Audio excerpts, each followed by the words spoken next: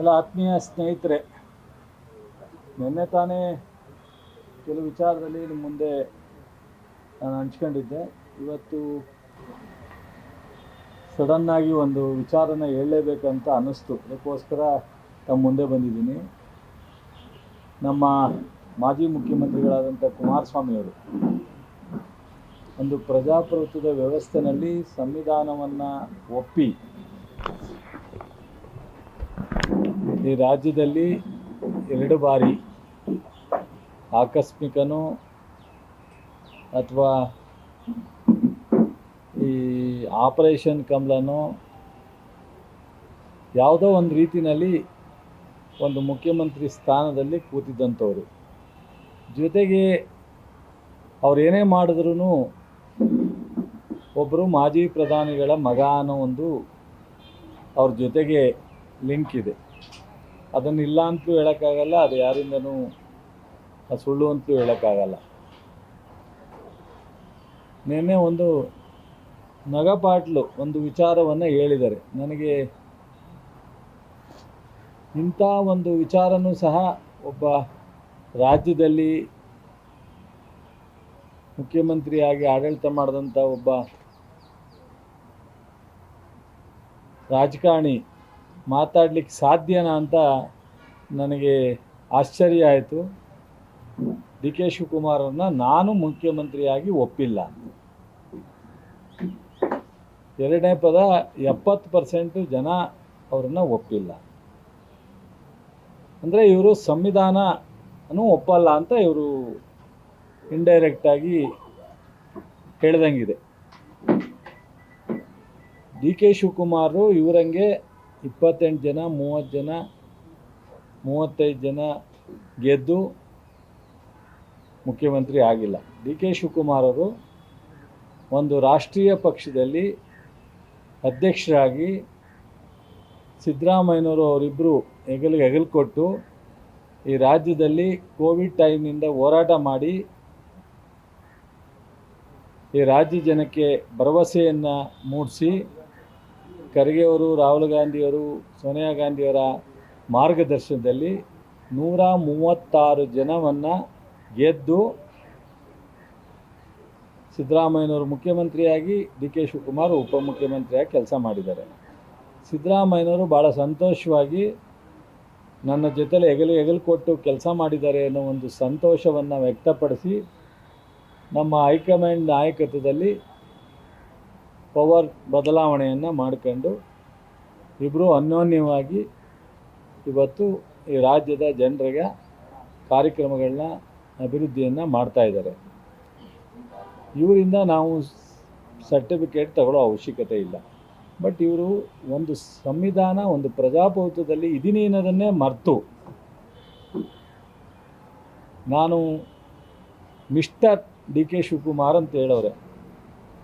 Mister Kumaraswamy ಅಂತ ಹೇಳೋಕ್ಕೆ ನಮ್ಗೆ ಯಾರೂ ಬರಲ್ಲ ಅಂತ ತಿಳ್ಕೊಳ್ಳೋದು ಬೇಡ. ಅವರು ಮಿಸ್ಟರ್ ಕುಮಾರಸ್ವಾಮಿ ಅಂತ ಹೇಳೋದಕ್ಕೆ ಎಲ್ರಿಗೂ ಬರುತ್ತೆ.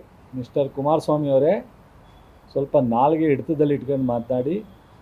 ಮತ್ತು ಇದು ಅತ್ಯಂತ ಮೂರ್ಖತನದ ಪರಮಾವಧಿ, ಅತ್ಯಂತ ಮೂರ್ಖತನದ ಪರಮಾವಧಿ. ನಿಮ್ಮ ನಾಯಕತ್ವ ಎಲ್ಲಿದೆ? 2006ರಲ್ಲಿ ನೀವು ಜನತಾದಳದಿಂದ ಅಧಿಕೃತವಾಗಿ ನಾಯಕನ ಘೋಷಣೆ ಆಗಿದ್ರಾ? ನೀವು ಡಿ ಕೆ ಶಿವಕುಮಾರ್ ಅವ್ರನ್ನ ನೀವು ಆ ಥರ ಹೇಳೋದಾದರೆ ನೀವು ಇವತ್ತಿನವರೆಗೂ ಜನತಾದಳ ಅವತ್ತಿದ್ದಂಥ ನಮ್ಮ ಬಳ್ಳಾರಿಯವರು ಅಧ್ಯಕ್ಷರು, ಅವ್ರ ಹೆಸರು ಮರ್ತೋಯ್ತು ನನಗೆ, ಜನತಾದಳದ ಅಲ್ಲಲ್ಲ ಬಳ್ಳಾರಿಯವರು ಅಲ್ಲಲ್ಲ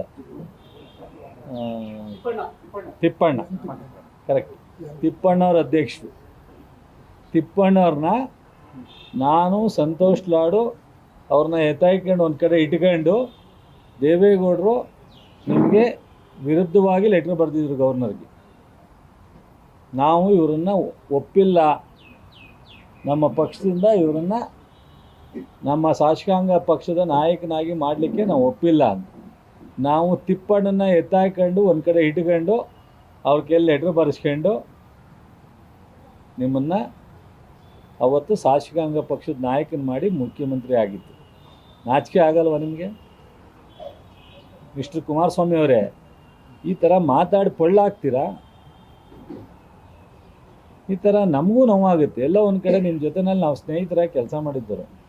ನೀವು ಇಂಥ ಮಾತಾಡಿದಾಗ ನಮ್ಗೆ ಯಾರೋ ಒಬ್ಬರು ಪಕ್ಕದಲ್ಲಿ ಕೂತ್ಕೊಂಡ್ರು, ಏನ್ರಿ ನೀವು ಇವ್ರ ಜೊತೆಲೆಲ್ಲ ಹೆಂಗ್ರಿ ಕೆಲಸ ಮಾಡಿದ್ರಿ ಅಂತ ಕೇಳ್ತಾರೆ ನಮ್ಗೆ. ನಾಚಿಕೆ ಆಗಲ್ವ ನಿಮಗೆ? ಸ್ವಲ್ಪ ಗೌರವವಾಗಿ ನಡ್ಕೊಳ್ರಿ. ದೇವೇಗೌಡರು ಒಂದು ಸಂಸ್ಕಾರ ತಗೊಂಡಿದ್ದಾರೆ.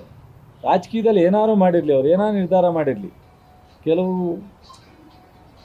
ಭಾಳ ವಿಚಿತ್ರವಾದಂಥ ತೀರ್ಮಾನಗಳನ್ನ ತಗೋತಾರೆ. ಆದರೆ ಈ ಥರ ನಿಮ್ಮ ಥರ ಲಘುವಾಗಿ ಬಾಯಿಗೆ ಬಂದಂಗೆ ಮಾತಾಡ್ತಕ್ಕಂಥದ್ದು ನಾನು ನೋಡಿಲ್ಲ. ಸ್ವಲ್ಪ ಸಂವಿಧಾನ, ಡೆಮಾಕ್ರಸಿ ಇವಕ್ಕೆಲ್ಲ ಬೆಲೆ ಕೊಡ್ತಕ್ಕಂಥದ್ದು ನಾನು ನೋಡಿದ್ದೀನಿ. ಒಬ್ಬ ರಾಜಕಾರಣಿಗಳು, ಜನಪ್ರತಿನಿಧಿಗಳು ಮಾತನಾಡಬೇಕಾದ್ರೆ ಎಚ್ಚರಿಕೆಯಿಂದ ಮಾತಾಡಬೇಕಾಗುತ್ತೆ. ಇಶ್ಯೂ ಏನೇ ಇರಲಿ, ಬಿಡದಿ ಇಶ್ಯೂ, ಅದನ್ನು ಮಾನ್ಯ ಮುಖ್ಯಮಂತ್ರಿಯವರು ನೆನ್ನೆ ತೀರ್ಮಾನ ತಗೊಂಡಿದ್ದಾರೆ ಕಮಿಟಿ ಮಾಡಲಿಕ್ಕೆ, ಮತ್ತು ಜನರು ಒಪ್ಪಿಗೆ ಇಲ್ಲದೆ ಇರೋದನ್ನು ತಗೊಳ್ಳಲ್ಲ ಅಂತ ಘೋಷಣೆ ಮಾಡಿದ್ದಾರೆ. ಜನರು ಯಾರು ಒಪ್ತಾರೆ ಅದನ್ನು ಮಾತ್ರ ನಾವು ತಗೋತೀವಿ ಅಂತ ಹೇಳಿದ್ದಾರೆ. ಆದರೆ ಆ ಪ್ರಾಜೆಕ್ಟ್ ಮಾತ್ರ ಮುಂದುವರಿಸ್ತೀವಿ, ಅದು ನಿಧಾನ ಆದರೂ ಪರವಾಗಿಲ್ಲ, ಜನರ ಒಪ್ಪಿಗೆ ಇಲ್ಲದೆ ನಾನು ಯಾವುದೇ ಮೂವ್ ಮಾಡಲ್ಲ ಅಂತ ಹೇಳಿದ್ದಾರೆ. ಅದು ಇಶ್ಯೂ ಒಂದು ಕಡೆ ಇರಲಿ, ನಾನು ಬೇರೆ ಡೈವರ್ಟ್ ಆಗಲಿಕ್ಕೆ ಹೋಗಲ್ಲ. ಇವತ್ತು ಇವರು ಮೊದಲನೇ ಬಾರಿ ಆಪರೇಷನ್ ಕಮಲ ಯಡಿಯೂರಪ್ಪನವ್ರನ್ನ ಉಪಯೋಗಿಸ್ಕೊಂಡು ಅವತ್ತು ಹೆಂಗೆ ಮುಖ್ಯಮಂತ್ರಿ ಆದ್ರಿ ಸ್ವಲ್ಪ ನೆನೆಸ್ಕೊಳ್ಳಿ. ದೇವೇಗೌಡರು ನಿಮ್ಮ ಮುಖ್ಯಮಂತ್ರಿಯಾಗಿ ಶಾಸಕಾಂಗ ಪಕ್ಷದಲ್ಲಿ ವೋಟ್ ಆಫ್ ಕಾನ್ಫಿಡೆನ್ಸ್ ತೊಗೋಬೇಕಾದ್ರೆ ರೇವಣ್ಣವ್ರು ಬರಲಿಲ್ಲ, ಶಿಂದೆಯವರು ಎದ್ದೋದ್ರು ದೇವೇಗೌಡರ ಡೈರೆಕ್ಷನ್ಗೆ. ನೀವು ಈ ಸಂವಿಧಾನಾತ್ಮಕವಾಗಿ ಆಗಿರೋವಂಥ ಮುಖ್ಯಮಂತ್ರಿನ ಹಂಗಾರೆ. ಅದಾದ ಮೇಲೆ ಮೊನ್ನೆ 37 ಸೀಟ್ ತೊಗೊಂಡಿದ್ರಿ 18ರಲ್ಲಿ. ಒಂದು ಕಡೆ ಮಾಯಾವತಿಯವರ ಅಲಯನ್ಸು, ಇನ್ನೊಂದು ಕಡೆ ಕೆಲವು ಕಡೆ BJPಯವರ ಸಪೋರ್ಟು. 37 ಸೀಟು ನಿಮ್ಮ ನಾಯಕತ್ವದಲ್ಲಿ ಜನತಾದಳದಿಂದ ನಿಮ್ಮನ್ನು ಅಧಿಕೃತವಾಗಿ ಘೋಷಣೆ ಮಾಡದೇ ಇದ್ರೂ ನಿಮ್ಮ ನಾಯಕತ್ವದಲ್ಲಿ ಇಲ್ಲಿವರೆಗೆ 2-3-4 ಚುನಾವಣೆ ಮಾಡಿದ್ದೀರಾ. ದೇವೇಗೌಡರ ಆಶೀರ್ವಾದನೂ ತಗೊಂಡು ಯಾವತ್ತೂ 37 ಸೀಟ್ಗಿಂತ ಹೆಚ್ಚು ಹೋಗಿಲ್ಲ. ನಾಚಿಕೆ ಆಗಲ್ವ ನಿಮಗೆ? ಒಂದು ರಾಷ್ಟ್ರೀಯ ಪಕ್ಷ 136 ಜನ ಗೆದ್ದು ಇವತ್ತು ಈ ರಾಜ್ಯದಲ್ಲಿ ಅಧಿಕಾರವನ್ನು ಭಾಳ ಅನ್ಯೋನ್ಯವಾಗಿ ಸಿದ್ದರಾಮಯ್ಯನವರು ಅವರು ಬದಲಾವಣೆ ಮಾಡ್ಕೊಂಡು ಆಡಳಿತ ಮಾಡ್ತಾ ಇರ್ತಕ್ಕಂಥ ಒಬ್ಬ ಮುಖ್ಯಮಂತ್ರಿಗಳ ಬಗ್ಗೆ ಲಘುವಾಗಿ ಮಾತನಾಡ್ತೀರಾ ಅಂದರೆ ನಿಮ್ಗೆ ಯಾರೂ ಬುದ್ಧಿ ಹೇಳೋರಿಲ್ವಾ? ನಿಮ್ಮ ತಂದೆ ಮಾರ್ಗದರ್ಶನ ಇಲ್ವಾ ನಿಮಗೆ? ಅಥವಾ ನಿಮ್ಮ ಪಕ್ಷದಲ್ಲಿ ಕೂತ್ಕೊಂಡು ಚರ್ಚೆ ಮಾಡಿ ನಿಮ್ಮ ತಪ್ಪು ಅಂತ ಹೇಳೋರಿಲ್ವಾ? ನನಗಂತೂ ನಾಚಿಕೆ ಆಗುತ್ತೆ. ಜೊತೆಗೆ ಎಲ್ಲೋ ಒಂದು ಕಡೆ ನಾವೆಲ್ಲ ಇದ್ದಂಥ ಪಕ್ಷ, ಒಂದಷ್ಟು ದಿವಸ ನಿಮ್ಮ ಜೊತೆನಲ್ಲಿ ನಾವು ಕೆಲಸ ಮಾಡಿದ್ದೀವಿ. ಇಷ್ಟೊಂದು ಲಘುವಾಗಿ ಮತ್ತು ಒಂದು ಒಕ್ಕಲಿಗ ಸಮಾಜ, ಇಡೀ ನಮ್ಮ ಸಮಾಜಕ್ಕೆ ನಿಮ್ಮ ಹೇಳಿಕೆಗಳು ತಲೆ ತಗ್ಗಿಸ್ತಕ್ಕಂಥದ್ದು. ನಿಮಗೆ ಇದರಲ್ಲೇ ಗೊತ್ತಾಗುತ್ತೆ ನಿಮ್ಮ ಹೇಳಿಕೆಯಲ್ಲಿ ಎಷ್ಟು ಹೊಟ್ಟೆ ಕಿಚ್ಚನ್ನು ಡಿ ಕೆ ಶಿವಕುಮಾರ್ ಅವ್ರ ಬಗ್ಗೆ ಪಡ್ತಾ ಇದ್ದೀರಾ. 1 ತಿಂಗಳು 12-13 ದಿವಸ ಆಗಿದೆ ಅವರು ಮುಖ್ಯಮಂತ್ರಿಯಾಗಿ. ಅವತ್ತಿಂದ ಇವತ್ತವರೆಗೂ ನಿರಂತರವಾಗಿ ಒಂದಲ್ಲ ಒಂದು ವಿಚಾರದಲ್ಲಿ ಅವ್ರ ವಿರುದ್ಧ ನೀವು ಸ್ಟೇಟ್ಮೆಂಟನ್ನು ಬಿಟ್ಟು ನೀವು ಮಾಡಲಿಕ್ಕೆ ಪ್ರಯತ್ನ ಮಾಡ್ತಾಯಿಲ್ಲ. ನೀವು ಕೇಂದ್ರದ ಸಚಿವರಾಗಿ ನೀವೇನೇನು ಮಾಡಿದ್ದೀರಿ ಅಂತ ಗೊತ್ತಿದೆ. ನೀವು ಲೋಕಸಭಾ ಸದಸ್ಯರಾಗಿ ನೀವೇನೇನು ಮಾಡಿದ್ದೀರಾ ಅಂತ ಗೊತ್ತಿದೆ. ಟೋಟಲಿ ನೀವು ನಮಗೆ ಗೊತ್ತಿದೆ. ವೈ.ಕೆ. ರಾಮಯ್ಯನಂತರನ್ನು ಒಪ್ಪದೇ ಇರೋವಂಥ ನೀವು, ಚಿಕ್ಕಮಗಳೂರಿನ ಗೋವಿಂದೇಗೌಡರನ್ನ ಒಪ್ಪದೇ ಇರೋವಂಥ ನೀವು, ಎಸ್.ಎಂ. ಕೃಷ್ಣ ಅವ್ರನ್ನ ಮತ್ತೆ ಮುಖ್ಯಮಂತ್ರಿ ಮಾಡಲಿಕ್ಕೆ ಒಪ್ಪದೇ ಇರೋವಂಥ ನೀವು, KPSC ಚೇರ್ಮನ್ ಬಂದಾಗ ಚೇರ್ಮನ್ ಮಾಡಲಿಕ್ಕೆ ಒಪ್ಪದೇ ಇರೋವಂಥ ನೀವು, ಉಪಲೋಕಾಯುಕ್ತ ಅವಕಾಶ ಬಂದಾಗ ಒಕ್ಕಲಿಗರನ್ನ ಮಾಡಲಿಕ್ಕೆ ಒಪ್ಪದೇ ಇರೋವಂಥ ನೀವು ಡಿ ಕೆ ಶಿವಕುಮಾರ್ನ ಒಪ್ಲಿಕ್ಕೆ ಸಾಧ್ಯನಾ ನೀವು? ಇಂಥ ಹೊಟ್ಟೆ ಉರಿ, ಹೊಟ್ಟೆ ಕಿಚ್ಚು, ಅಸೂಯೆ ನಾನು ಪ್ರಪಂಚದಲ್ಲಿ ಯಾರು ನೋಡಲ್ಲ. ಕಂಡ್ರೋ ಕಾಣ್ದಂಗೋ ಯಾರೋ ಒಬ್ಬ ನಮ್ಮನ್ನು ಆದ್ನಲ್ಲ ಅಂತೇಳಿ ಖುಷಿ ಪಟ್ಕೊಂಡು ಹೋಗ್ತಕ್ಕಂಥದ್ದನ್ನ ನಾನು ನೋಡಿದ್ದೀನಿ ಇವತ್ತಿನ ವ್ಯವಸ್ಥೆನಲ್ಲಿ. ಆದರೆ ನೀವು ಇಷ್ಟೊಂದು ಕೆಟ್ಟ ಒಂದು ಮನಸ್ಥಿತಿಯನ್ನು ಇಟ್ಕೊಂಡಿದ್ದೀರಲ್ಲ. ಆದ್ರೂ ನಮ್ಮ ಡಿ ಕೆ ಶಿವಕುಮಾರ್ ಅವರು ನಿಮ್ಗೆ ಒಳ್ಳೇದಾಗಲಿ ಅಂತ ಹೇಳೋರು ನನ್ನ ಪ್ರೆಸ್ ಮೀಟಲ್ಲಿ. ಅಣ್ಣ ಅಂತ ಹೇಳೋರೆ, ನಿಮ್ಗೆ ಒಳ್ಳೇದಾಗಲಿ, ನಿಮ್ಮ ವಿರುದ್ಧ ನಾನು ಯಾವತ್ತೂ ಕೆಟ್ಟದನ್ನು ಬಯಸಲ್ಲ ಅಂತ ಹೇಳಿದ್ದಾರೆ. ಕಲ್ತ್ಕೊಳ್ರಿ ಒಂದಷ್ಟ. ವಯಸ್ಸಲ್ಲಿ ಅವ್ರಿಗಿಂತ ಒಂದು 3 ವರ್ಷ ದೊಡ್ಡವರಿದ್ದೀರ. ನಾನು ಡಿ ಕೆ ಶಿವಕುಮಾರ್ ಅವರು ಒಂದೇ ಏಜು, ನೀವು ನಮಗಿಂತ ಒಂದು 3 ವರ್ಷ ದೊಡ್ಡವರಿದ್ದೀರ. ಕಲ್ತ್ಕೊಳ್ರಿ ಒಂದು ಸ್ವಲ್ಪ. ಅವ್ರಿಗೆ ಒಂದು ಪಕ್ಷ ಇದೆ, 136 ಜನ ಅವ್ರ ಜೊತೆಯಲ್ಲಿ ಶಾಸಕರಿದ್ದೀವಿ. ಅವ್ರು ಮಾತಾಡೋ ರೀತಿ 20 ಜನ ಇಲ್ಲ, ನೀವು ಮಾತಾಡ್ತಿರಲ್ರಿ. ಮತ್ತೆ ಯಾವತ್ತಾರು ಈ ರಾಜ್ಯದಲ್ಲಿ 100 ಜನ 50 ಜನನ ದಾಟಕ್ಕಾಗತ್ತೆ ರೀ? ನಿಮಗೆ ದಾಟ್ತೀರೇನ್ರಿ? 3 ಸಾರಿ ಹೇಳಿದ್ರಿ, 2018ರಲ್ಲಿ ಹೇಳಿದ್ರಿ ನಾನು ಏಕಾಏಕಿ ಬರಲಿಲ್ಲ ಅಂದರೆ ಡಿಸಾಲ್ವ್ ಮಾಡ್ತೀನಿ ಅಂತ. ಮಾಡಿದ್ರೇನ್ರಿ? 23ರಲ್ಲಿ ಹೇಳಿದ್ರಿ ಪೂರ್ಣ ಸರ್ಕಾರ ಬರದೆ ನಾನು ಯಾರ ಜೊತೆಲೂ ಸರ್ಕಾರ ಮಾಡಲ್ಲ ಅಂತ. ಡಿಸಾಲ್ವ್ ಮಾಡಿದ್ರೇನ್ರಿ? ಕರುಣಾನಿಧಿ ಮಗನ ಹೋಗಿ ನೋಡ್ರಿ, ಹೋಗುವಂಥ ಟ್ಯೂಷನಾರ ತಗೊಂಬಂದ್ರಿ. ಅವ್ರ ತಂದೆ ಸತ್ತ ಮೇಲೆ ಪೂರ್ಣ ಪ್ರಮಾಣದ ಸರ್ಕಾರ ಮಾಡ್ತಾರೆ ಡೆಮಾಕ್ರಸಿನಲ್ಲಿ ಗೆದ್ದು.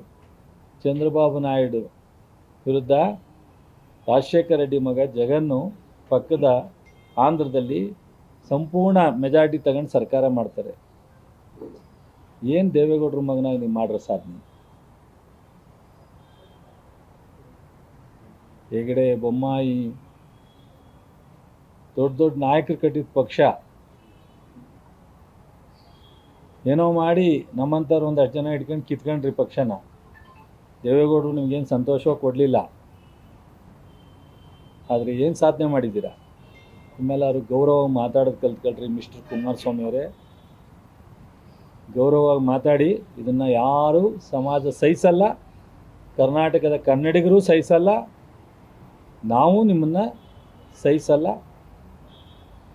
ಬಟ್ ಈ ಥರ ನಿಮ್ಮ ಸರ್ಟಿಫಿಕೇಟು ನಮಗೆ ಅವಶ್ಯಕತೆ ಇಲ್ಲ. ಡಿ ಕೆ ಶಿವಕುಮಾರ್ನ ನೀವು ಅಭಿನಂದಿಸಬೇಕಾಗಿಲ್ಲ. ಅಭಿನಂದಿಸಿದರೆ ನೀವು ದೊಡ್ಡವರಾಗ್ತಿದ್ರಿ. ರೇವಣ್ಣಗಿರೋ ಸೌಜನ್ಯ ನಿಮಗಿಲ್ಲ. ರೇವಣ್ಣ ಹೇಳಿದ್ದಾರೆ, ಭಾಳ ಸಂತೋಷ ನಮ್ಮವರೊಬ್ಬರು ಮುಖ್ಯಮಂತ್ರಿ ಆಗಿದ್ದೀರಾ ಅಂತ. ರೇವಣ್ಣಗಿರೋ ಒಂದು ಸೌಜನ್ಯ ನಿಮಗಿಲ್ಲ ಅಂದರೆ ನೀವೆಷ್ಟು ಮನಸ್ಸು ನಿಮಗೆ ವಿಚಿತ್ರವಾದಂಥ ಇದನ್ನು ಬೆಳೆಸ್ಕೊಂಡಿದ್ದೀರಾ. ಸೊ ಇನ್ನು ಮುಂದಾದರೂ ನಾನು ಎಕ್ಸ್ಪೆಕ್ಟ್ ಮಾಡೋಕ್ಕಾಗಲ್ಲ ನಿಮ್ಮಿಂದ ಒಳ್ಳೆಯದನ್ನು. ಆದರೂ ಸಹ ಒಂದು ದೇವೇಗೌಡರಿಗೆ, ಜನತಾದಳಕ್ಕೆ ಒಂದಷ್ಟು ಗೌರವ ಇತ್ತು, ಅದನ್ನು ಇನ್ನೂ ಜಾಸ್ತಿ ಕಳಿಬೇಡಿ, ಹರಾಜಾಕಬೇಡಿ. ಗೌರವವಾಗಿ ನಡ್ಕೊಂಡು ಗೌರವವಾಗಿ ಮಾತನಾಡಿ. ನಿಮ್ಮ ಸರ್ಟಿಫಿಕೇಟು ನಮ್ಮ ಡಿ ಕೆ ಶಿವಕುಮಾರ್ ಅವ್ರಿಗೆ ಅವಶ್ಯಕತೆ ಇಲ್ಲ. ಇದನ್ನು ಹೇಳ್ತೀರಾ, ಗೊತ್ತಿದೆ. ಮಂತ್ರಿಮಂಡಲ ಎಕ್ಸ್ಪೆನ್ಷನ್ ಆಗಿಲ್ಲ, ಮಂತ್ರಿ ಆಗಲಿ ಅಂತೇಳಿ ಡಿ ಕೆ ಶಿವಕುಮಾರ್ ಅವರು. ನಾನು ಯಾವತ್ತೂ ಯಾರ ಹಿಂದೆ ಚಮಚಾಗಿರಿ ಮಾಡಿದವನಲ್ಲ. ನೀವು ಇದೇ RSSನ, ಇದೇ ಮೋದಿಯವ್ರನ್ನ ಯಾವ ಮಟ್ಟಕ್ಕೆ ಬೈದಿದ್ರಿ? ಇವತ್ತು ಅಧಿಕಾರ ಉಳಿಸ್ಕೊಳ್ಳೋಕ್ಕೋಸ್ಕರ ಅಲ್ವಾ ನೀವು RSSನ್ನು, ಮೋದಿಯವ್ರನ್ನ ಇವತ್ತು ಹೋಗ್ಕೊಂಡು ಕೂತಿರೋದು?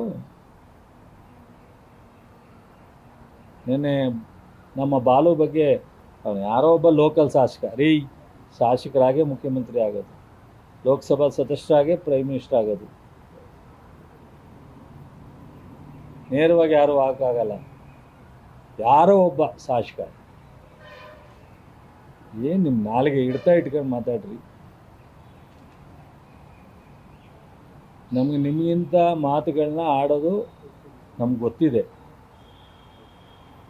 ನಾನು ಎಷ್ಟೋ ಸರಿ ಹೇಳಿದ್ದೀನಿ, ಯಾವ್ದಾರ ಟಿ ವಿ ಮುಂದೆ ಬನ್ನಿ, ಡಿ ಕೆ ಶಿವಕುಮಾರು ಬೇಡ, ಇನ್ನೊಬ್ಬರು ಬೇಡ, ನಾನು ಒಬ್ಬನೇ ಬರ್ತೀನಿ. ಅಸೆಂಬ್ಲಿಲಿತ್ತು, ಅವಕಾಶ ತಪ್ಪೋಗಿದೆ, ಇಬ್ಬರು ನೇರ ಮಾತಾಡೋ ಅಂಥದ್ದು.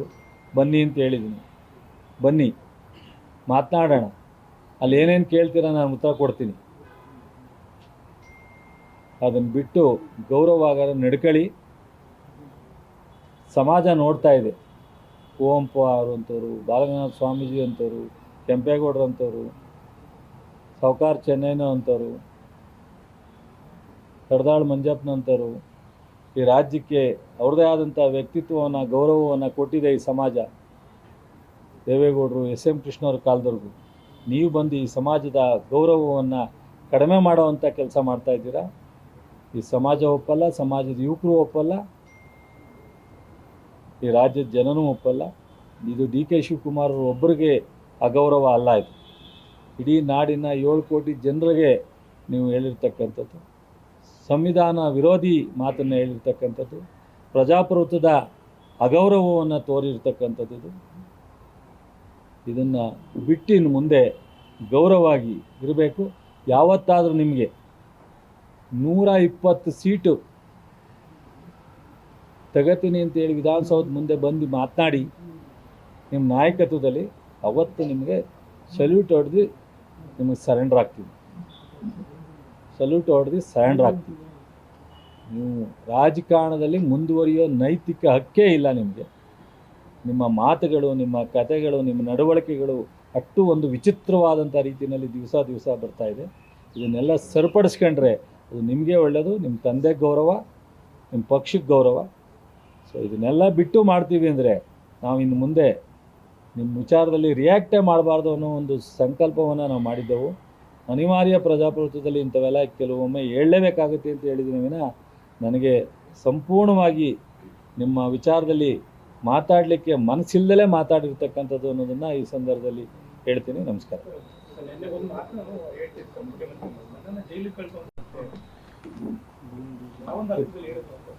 ಈ ಹಿಂದೆ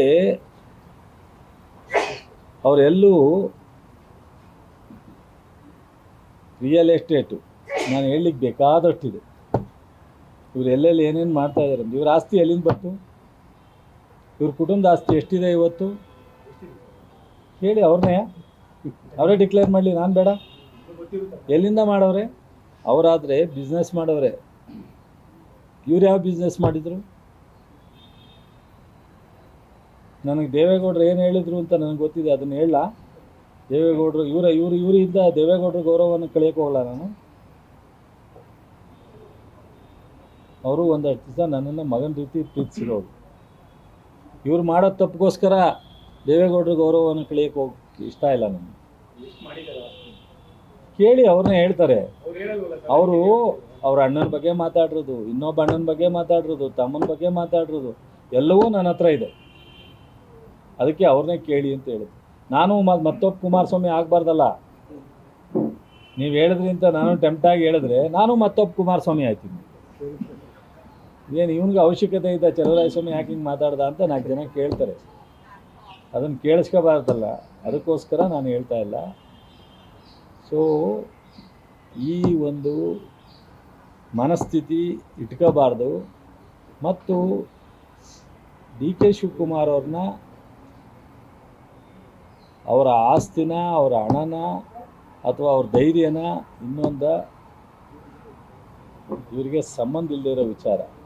ಇವತ್ತು ಈ ರಾಜ್ಯದ ನಾಡಿನ 7 ಕೋಟಿ ಜನದ ಪ್ರತಿನಿಧಿಯಾಗಿ ಅವ್ರು ಕೂತಿದ್ದಾರೆ. ಗೌರವವಾಗಿ ನಿಮ್ಗೆ ಕೊಡೋಕ್ಕೆ ಇಷ್ಟ ಇಲ್ವಾ? ಸುಮ್ಮನೆ ಇದ್ದುಬಿಡಿ. ನಿಮ್ಗೆ ಹೊಟ್ಟೆ ಕಿಚ್ಚು ನನಗೆ ಗೊತ್ತು. ಯಾವ ಒಕ್ಕಲಿಗರನ್ನೂ ಇಷ್ಟಪಡಲ್ಲ, ಇಷ್ಟಪಡಲ್ಲ. ನನ್ನ ಆದಿಯಾಗಿ ಇಲ್ಲಿವರೆಗೆ ಒಂದು 100 ಜನ ಲೀಸ್ಟ್ ಇರ್ಬೋದು.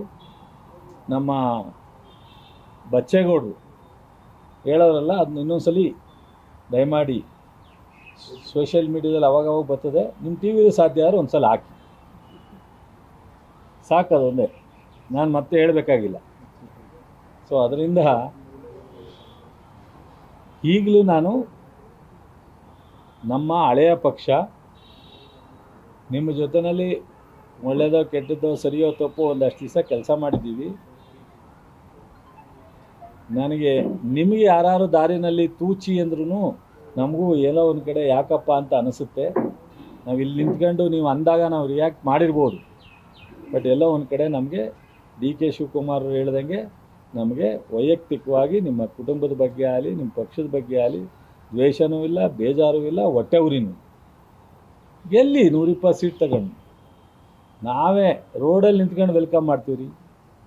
ರೋಡಲ್ಲಿ ನಿಂತ್ಕೊಂಡು ವೆಲ್ಕಮ್ ಮಾಡ್ತೀವಿ 120. ಮುಂದಿನ ಚುನಾವಣೆ D K Shivakumar versus Kumaraswamy ಅನ್ನೋ ಥರನೇ ಈಗ ವಾತಾವರಣ ಕ್ರಿಯೇಟ್ ಆಗಿದೆ. ನೋಡ್ರಿ, ಡಿ ಕೆ ಶಿವಕುಮಾರು ಏನು ಹೇಳವ್ರೆ, ಮತ್ತೆ 28ಕ್ಕೆ ಕಾಂಗ್ರೆಸ್ ಪಕ್ಷ ಅಧಿಕಾರದಲ್ಲಿ ಬರೆದು ಇಟ್ಕೊಳ್ಳಿ. ಚಾಲೆಂಜ್ ಮಾಡ್ತಾರ ಕೇಳಿ, ಬರಲಿ. ಅವರು ಬಿ ಜೆ ಪಿಯಿಂದ ಹೊರಗಡೆ ಬರ್ತಾರ ಕೇಳ್ರಿ, ಬರೋಕ್ಕೆ ಕೇಳ್ರಿ. ಫಸ್ಟು ನೋಡ್ರಿ, ಅವ್ರು ಇಷ್ಟೆಲ್ಲ ಮಾತಾಡಿದ್ಮೇಲೆ ಅವರು ಅಲಯನ್ಸಿಂದ ಹೊರಗಡೆ ಬರಬೇಕು. ಇದು ಒಂದು ನಡೆದೋಲಿ ಮೈತ್ರಿ. ಸರ್, ಮೈತ್ರಿ ಇಟ್ಕೊಂಡು ಅವ್ರದ್ದೇನ್ರಿ, ಯಾವ ಮೈತ್ರಿಲಿದ್ರೂ 28ಕ್ಕೆ ಕಾಂಗ್ರೆಸ್ ಸರ್ಕಾರ ಇದೇ ಡಿ ಕೆ ಶಿವಕುಮಾರ್ ಅವ್ರ ನಾಯಕತ್ವನೇ. ಸಿದ್ದರಾಮಯ್ಯನವರು, ಖರ್ಗೆಯವರು, ರಾಹುಲ್ ಗಾಂಧಿಯವರು, ಸೋನಿಯಾ ಗಾಂಧಿಯವರ ಲೀಡರ್ಶಿಪ್ನಲ್ಲಿ ಮತ್ತೆ ಇದೇ ಸರ್ಕಾರ ಬರುತ್ತೆ, ಅದರಲ್ಲಿ ಎರಡನೇ ಮಾತಿಲ್ಲ. ಆದರೆ ಬಿ ಜೆ ಪಿ ಜೊತೆಯಲ್ಲಿ ಒಂದಷ್ಟು ಸೀಟ್ 70, 80, 60 ಗೆದ್ದರೆ ಇವ್ರದ್ದೇನಿದೆ ಪಾತ್ರ? ಇವ್ರು 20 ಗೆದ್ದು ಅವ್ರ 60 ಗೆದ್ದು 80 ಆದರೆ ಇವ್ರದ್ದೇನಿದೆ ಪಾತ್ರ? ಬರಬೇಕು. ಪಕ್ಕದ್ದೇ ರಾಜ್ಯ ಇದೆಯಲ್ಲಪ್ಪ, ಇವ್ರಿಗಿಂತ ವಯಸ್ಸಲ್ಲಿ ಚಿಕ್ಕವರು ಜಗನ್ನು, ಅವ್ರನ್ನ ನೋಡಾರು ಛಲ ಬರಬೇಕಲ್ಲ. ಇಷ್ಟು ಅಂದಮೇಲೆ ಸ್ವಾಭಿಮಾನ ಬರಬೇಕಲ್ಲ ಅವ್ರಿಗೆ. ಸ್ಟಾಲಿನ್ ಒಂದ್ಸಲ ಸೋತವ್ರೀಗ, ಅವ್ರು ನಿಮ್ಮಂಗೆ ಆಡ್ತಾರ? ಬರಲಿ. ನಾನು ಜನತಾದಳನ ನನ್ನ ಜವಾಬ್ದಾರಿ ತಗೊಂಡ ಮೇಲೆ ಸ್ವತಂತ್ರವಾಗಿ ಈ ಪಕ್ಷವನ್ನು ಅಧಿಕಾರಕ್ಕೆ ತರ್ತೀನಿ ಅಂತ 10,000 ಬಾರಿ ಹೇಳಿದ್ದಾರೆ. ಸ್ವತಂತ್ರವಾಗಿ ಅಧಿಕಾರಕ್ಕೆ ಬರದೇ ಇದ್ದರೆ ನಾನು ಡಿಸಾಲ್ವ್ ಮಾಡ್ತೀನಿ ಅಂತ ಹೇಳಿದ್ದಾರೆ. ಸ್ವೀಕಾರ ಮಾಡಿ.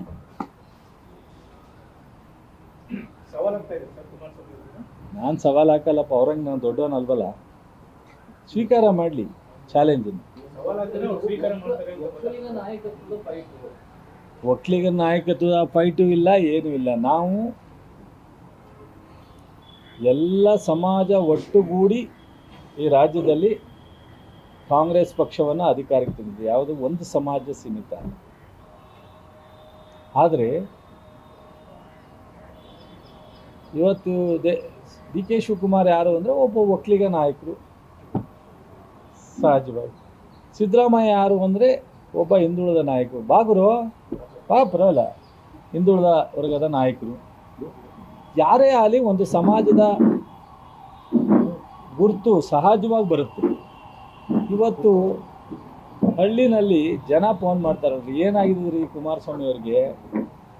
ಒಬ್ಬ ಇವರಂತೂ 2018ರಲ್ಲಿ ಇವರು ಅಧಿಕಾರಕ್ಕೆ ಎಳಿಕಿಳಿ ಏನಾಗ ಡಿ ಕೆ ಶಿವಕುಮಾರ್ ಅವ್ರ ಹೆಸರು ಹೇಳಿದ್ರೆ ಸೋಮಶೇಖರ್ ಅವರೆಲ್ಲ ನಾವು ಮತ್ತೆ ಬಿ ಜೆ ಪಿಗೆ ಹೋಗಲ್ಲ ಬರ್ತೀನಿ ಎಂದಾಗ ಇವರು ಒಪ್ಪಲಿಲ್ಲ.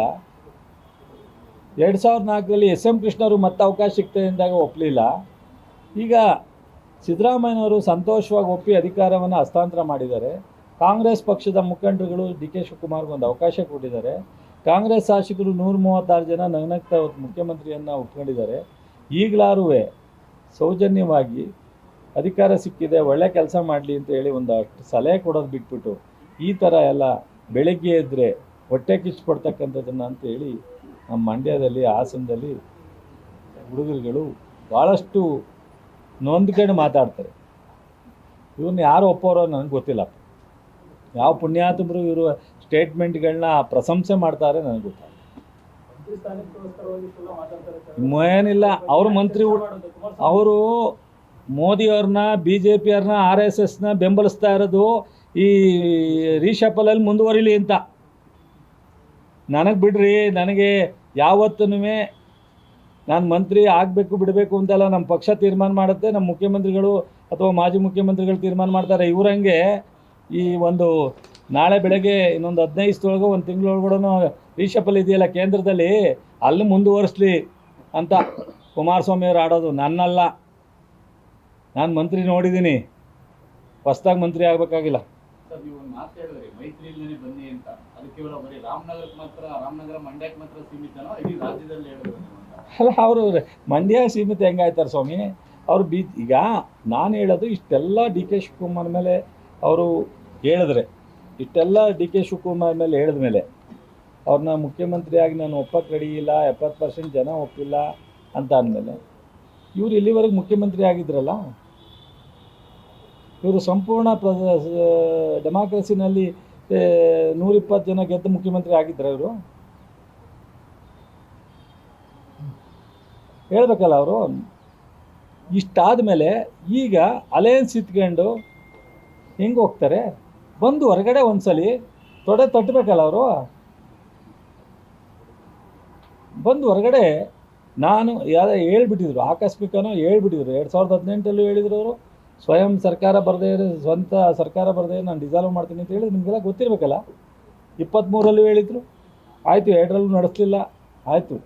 ಈಗ ಒಂದು ಫೈನಲ್ ಆಟ ಆಡಿಬಿಡ್ಲಿ. ತೊಡೆ ತಡ್ತಾರೋ ತೊಡೆ ತಡ್ತಲೇ ಆಟ ಆಡ್ತಾರೋ ಆಡಿಬಿಡ್ಲಿ. ಹಾಂ, ನಾನೇನು ಕೊಡಲ್ಲ ಅವರಿಗೆ. ಅವ್ರ ಸ್ವಾಭಿಮಾನ ಉಳಿಸ್ಕೊಳ್ಳೋಕ್ಕೆ ಅವರು ಇದೊಂದೇ ಮಾರ್ಗ. ಅವರಿಗೆ ರಾಜಕೀಯವಾಗಿ ನೈತಿಕತೆ ಇದ್ದರೆ ಆ ಪಕ್ಷವನ್ನು ಸ್ವತಂತ್ರವಾಗಿ, ನಾನು ಸಿದ್ದರಾಮಯ್ಯನವ್ರು ಇಲ್ದಲೆ, MP ಪ್ರಕಾಶ್ ಇಲ್ದಲೆ, ಚಲುವರಾಯಸ್ವಾಮಿನೂ ಬಿಟ್ಟೋಗಿದ್ದಾನೆ, ಇನ್ನೊಬ್ಬನೂ ಬಿಟ್ಟೋಗಿದ್ದಾನೆ, ಎಲ್ಲ ಮೋಸ ಮಾಡಿದ್ದಾರೆ.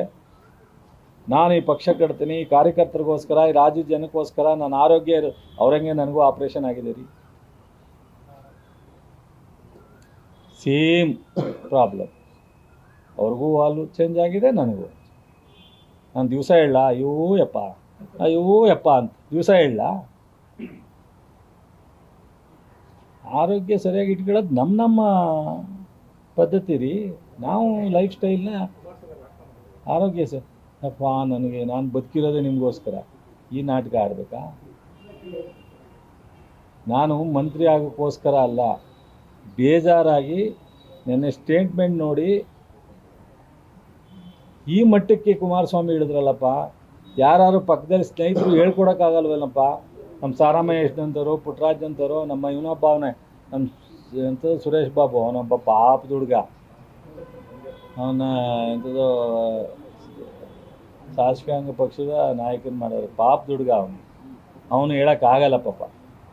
ಅವನ ಕೈಲಿ ಹೇಳೋಕ್ಕಾಗಲ್ಲ, ನನಗೆ ಗೊತ್ತು. ಪುಟ್ಟರಾಜನ ಕೈಲೂ ಆಗಲ್ಲ ಪಾಪ. ನಾನು ಸಾರಾಮಹೇಶ್ ಒಬ್ಬ ಹೇಳ್ಬೋದೇನು, ಅವನ ಒಬ್ಬನಿಗೆ ಒಂದು ಸ್ವಲ್ಪ ನಾನು ನೋಡ್ರಂಗೆ, ಅಣ್ಣ ಇದು ತಪ್ಪು ಕಾರಣ, ಇದು ಹೇಳ್ಬಾರ್ದು ಅಂತ ಹೇಳೋಟ್ಟು ಸ್ವಲ್ಪ ಇದಿದೆ ಅವನು. ನಮ್ಮ ಪುಟ್ಟರಾಜನು ಹೇಳೋಕ್ಕಲ್ಲ. ಫ್ರೀಡಮ್ ಇದೆಯಾ ಇಲ್ವೋ ಹೇಳ್ತಾನೆ ಮಾತ್ರ, ಅಷ್ಟಂತೂ ಒಪ್ತೀನಿ ನಾವು ಅವನ್ನ. ಸೊ ಹೇಳ್ಬೇಕಲ್ರಿ, ನಾವೆಲ್ಲ ಹಿಂಗೆಲ್ಲ ಬಂದಿದ್ದು. ನಾವು ಯಾರೇ ಆಗಲಿ ತಪ್ಪು ಅಂತ ಹೇಳ್ತೀವಿ. ಬಟ್ ಈ ಮಟ್ಟಕ್ಕೆ ಆಯಿತು, ನಿಮ್ಮ ಮೀಡಿಯಾದಲ್ಲೇ ಚರ್ಚೆ ಆಗಿಬಿಡ್ಲಿ. ಡಿ ಕೆ ಶಿವಕುಮಾರ್ನ ಇವ್ರ ಸರ್ಟಿಫಿಕೇಟ್ ಬೇಕೇನ್ರಿ? ಮುಖ್ಯಮಂತ್ರಿಯಾಗಿ ನಾನು ಒಪ್ಪಲ್ಲ ಅಂತ ಯಾರು ಒಪ್ಪು ಅಂತ ಹೇಳಿದಾರೆ? ಇವ್ರನ್ನ ಯಾರು ಅರ್ಜಿ ಹಾಕಿದ್ರಾ? ಅಥವಾ ಗವರ್ನರ್ ಏನೋ ಲೆಟ್ರ್ ಬರೆದಿದ್ರಾ, ನಾನು ಇವ್ರನ್ನ ಅಧಿಕಾರ ಕೊಡಲಿಕ್ಕೆ ನಿಮ್ಮ ಅನುಮತಿಯನ್ನು ಕೋರಿದ್ದೇನೆ ಅಂತ ಬರೆದಿದ್ರಾ? ಬಾಯಿಗೆ ಏನು ಬರ್ತದೆ ಅದು ಮಾತಾಡ್ತಾರೆ.